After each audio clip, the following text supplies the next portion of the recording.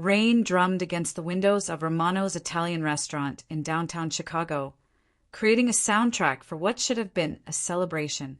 I sat across from my boyfriend of 4 years, Marcus Thompson, watching him scroll through his phone while our appetizers grew cold. At 35, I had learned to lower my expectations, but tonight, my birthday, I had foolishly hoped for something different. Marcus, could you please put your phone away? It's my birthday dinner, I said quietly, my voice barely audible above the restaurant's ambient chatter.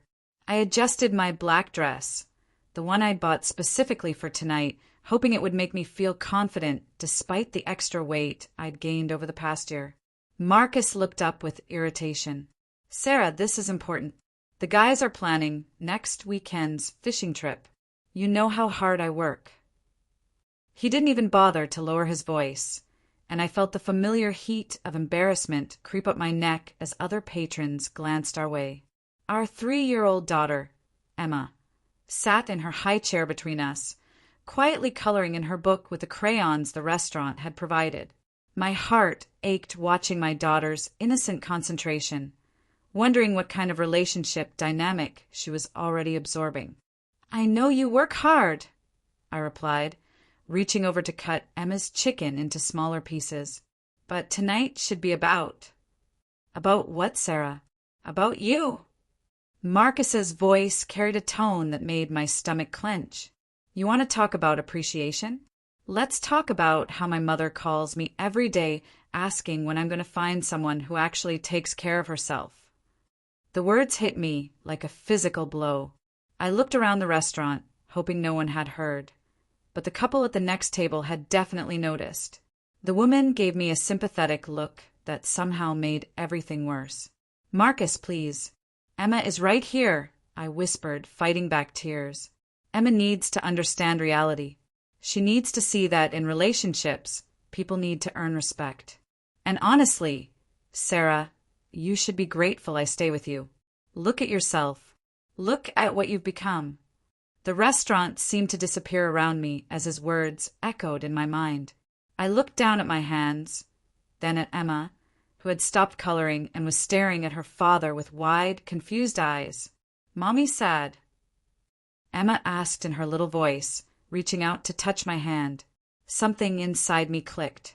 Not broke, clicked into place, like a bone that had been dislocated for years, suddenly snapping back into its proper position.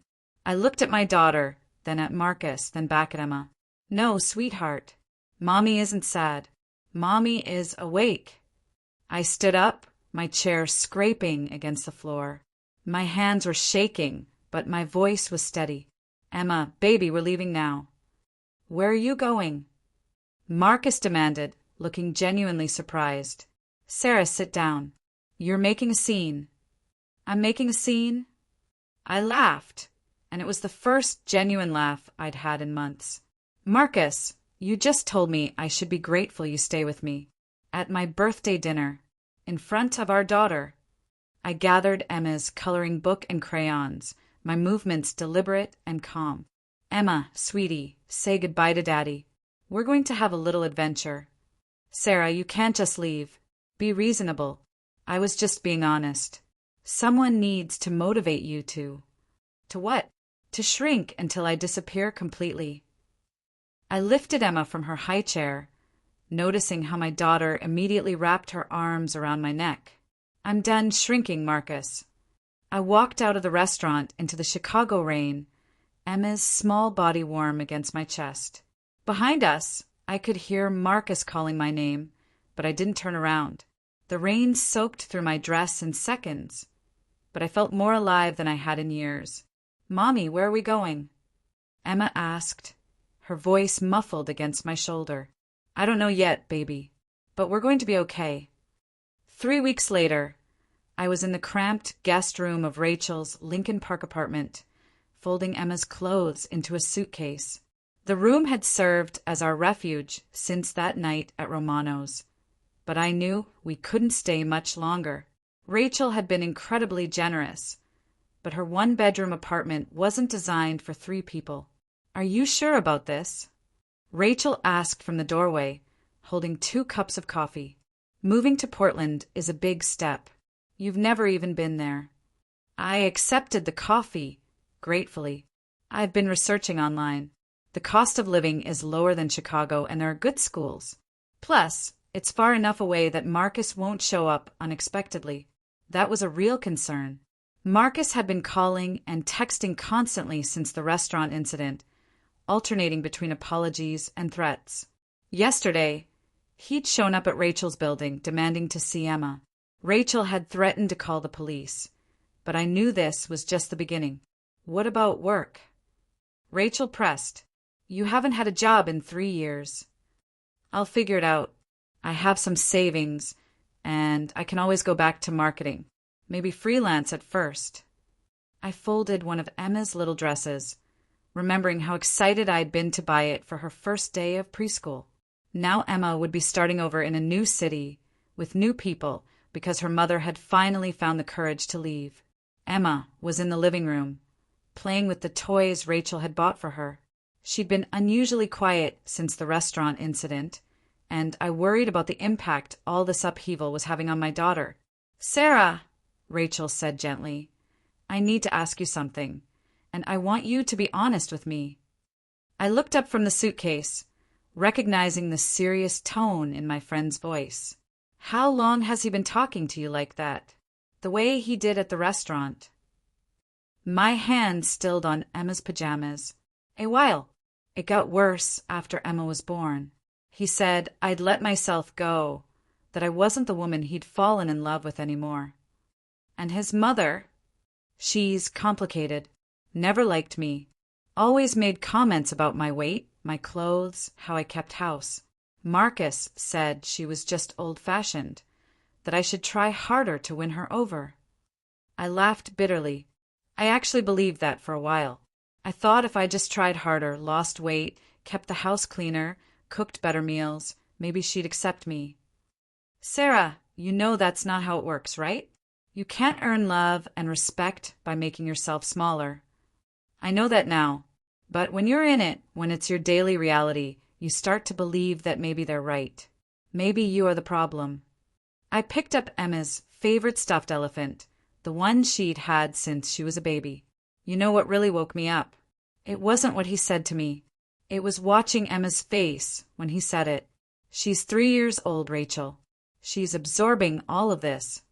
Kids are smart. They pick up on everything. Exactly. And I realized that if I stayed, I'd be teaching her that this is normal, that this is how men should treat women. That love looks like criticism and control and making someone feel small. My voice wavered slightly. I can't do that to her. I won't. 3 months later, I was standing in our small but cozy living room in Portland, watching Emma play while I finished preparing dinner. The apartment wasn't anything fancy, a 2-bedroom unit in a renovated 1920s building, but it was ours. The walls were painted in warm colors I had chosen, and Emma's artwork was prominently displayed on the refrigerator. I had started freelancing for small businesses, helping with marketing and social media presence. It wasn't glamorous work, but it paid the bills and gave me the flexibility I needed as a single mother. More importantly, it was mine. Every client I landed, every successful campaign I created, was proof that I was capable of more than Marcus had ever given me credit for. 15 months later, I was in our Portland apartment, watching Emma play in the living room while I finished preparing dinner. At 4 years old, she was more talkative and confident than she'd ever been in Chicago. Mommy, can I have the purple crayon? Emma asked from her spot at the coffee table, where she was working on a drawing of our new life. Of course, sweetie. I handed her the crayon, marveling at how different our life had become. The first few months in Portland were tough. Finding work, establishing childcare, navigating a new city with a toddler. But gradually, we'd built a routine that worked. Is David coming for dinner? Emma asked, not looking up from her drawing. I smiled. David. I still couldn't believe that part of my life was real. Yes, he'll be here soon. Are you excited to show him your picture? Emma nodded enthusiastically. I drew us at the zoo, with the elephants. Last weekend, David had taken us to the Oregon Zoo, and Emma had been talking about the elephants ever since. I'd been nervous about introducing Emma to David. We'd been dating for 6 months, and this was the first relationship I'd attempted since leaving Marcus. But David had been patient, understanding that Emma came first, and he'd won over my daughter with his genuine kindness and terrible dad jokes. David Chun was 38, a software engineer who'd moved to Portland from San Francisco 2 years earlier. We'd met at a coffee shop in the Pearl District, where I was working on a client presentation and David was reading a book about sustainable architecture. 2 years later, I was in the kitchen of our new house in Portland's Hawthorne neighborhood, watching David and Emma work together to hang streamers for my birthday party. Emma, now 6, was directing the operation with the confidence of someone who'd never been told her opinions didn't matter. "No, David, the blue one goes next to the purple one. That's the pattern," Emma said with the patience of someone explaining something obvious. "You're absolutely right. What was I thinking?" David replied seriously, adjusting the streamers according to her specifications. I smiled, remembering my 35th birthday at Romano's in Chicago. The contrast was so stark it almost felt like remembering someone else's life. This birthday, my 38th, would be celebrated in our backyard with friends we'd made in Portland, friends from Emma's school and their parents, and the chosen family we'd built over the past 3 years. Later that evening, after the guests had gone home and Emma had been tucked into bed, David and I sat on the back porch, my head on his shoulder, both of us still processing the day. "I have something to tell you," I said, playing with my new engagement ring. "What's that?" "I got an email from Marcus's mother yesterday." David tensed slightly. "What did she want?" "To congratulate me on my engagement.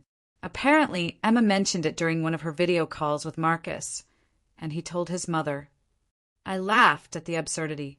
"She wanted me to know she's happy I found someone who can handle my situation." "Your situation?" "Being a single mother, I assume. Having a business. Being an independent woman." I shook my head. 3 years ago, that would have ruined my day. Now it just seems pathetic. "Are you angry?" "No. I'm grateful. Not to her, but to the whole experience. If Marcus hadn't shown me exactly who he was that night at the restaurant, I might have stayed. I might have spent years trying to make myself smaller, trying to earn love from people incapable of giving it. I turned to face David. I might never have discovered what real love actually feels like. David kissed my forehead. "What does real love feel like?" "Like this. Like safety and excitement at the same time. Like being seen and celebrated instead of tolerated. Like having someone who wants to build a life with you, not change you into someone else." 6 months later, I was in the bridal suite of a small boutique hotel in Portland's Pearl District, looking at myself in the full-length mirror. My wedding dress was simple but elegant, an ivory knee-length dress with delicate lace sleeves that I'd found at a vintage shop in the Alberta Arts District. The ceremony was held in the hotel's rooftop garden, overlooking the city skyline with Mount Hood in the distance. As I walked down the aisle, Emma scattering rose petals ahead of me, I looked at the faces of the people who had become my community. When it came time for vows, David went first. "Sarah, 3 years ago, you were a single mother who had just started over in a new city. You were brave and determined and a little scared, though you tried not to show it. You were also the most beautiful woman I'd ever seen, though I don't think you believed that about yourself yet." I felt tears beginning to fall. "You didn't need me to complete you. You were already complete. But somehow, you made room in your life for me anyway. You let me into your world, and you let me fall in love with your incredible daughter. You taught me that love isn't about finding someone who needs you. It's about finding someone who chooses you every day because they want to build a life with you." When it was my turn, I took a deep breath and looked into David's eyes. "David, when I met you, I was still learning to trust my own judgment. I'd spent so long being told I was too much, too emotional, too demanding, that I'd started to believe it was true. But you saw me differently. You saw strength where I saw weakness, independence where I saw stubbornness, love where I saw neediness. 5 years later, I was in my home office, responding to emails from potential clients. My marketing consultancy had grown steadily over the past 5 years, and I now had 3 employees and a client roster that included several major Portland companies. Through the window, I could see David and Emma, now 11, working in our garden. Emma was planting tomato seeds, while David explained something about soil composition. Our daughter had inherited my determination and David's methodical approach to problem solving, making her a formidable force in everything she attempted. That evening, after Emma had gone to bed, David and I sat on the back porch with glasses of wine, watching the sunset paint the sky in shades of pink and orange. It had become our nightly ritual, a few minutes to reconnect and talk about our day. "I'm grateful," I said suddenly. "For what?" "For that night at Romano's. For Marcus showing me who he really was. For finding the courage to leave. For Emma being so resilient. For Rachel taking us in. For Portland. For you. For all of it." David kissed the top of my head. "Even for the hard parts." "Especially for the hard parts. They brought me here." I looked down at my wedding ring, catching the light from the porch lamp. I thought about the woman I was 5 years ago, scared, uncertain, but determined to build a better life for me and my daughter. I thought about the woman I was now, confident, successful, deeply loved and loving in return. "You know what I realized?" I said. "What?" "I never did thank Marcus for staying with me. Turns out I wasn't grateful at all. I was just waiting for permission to leave." David laughed. "And now I'm grateful I gave myself that permission. I'm grateful I learned that I didn't need anyone's permission to choose my own happiness." The scared woman who had walked out of Romano's with a confused toddler and almost no money had become someone I could be proud of. Someone who knew that being grateful for crumbs wasn't gratitude at all. It was settling. And I had learned, once and for all, that I was worth so much more than settling.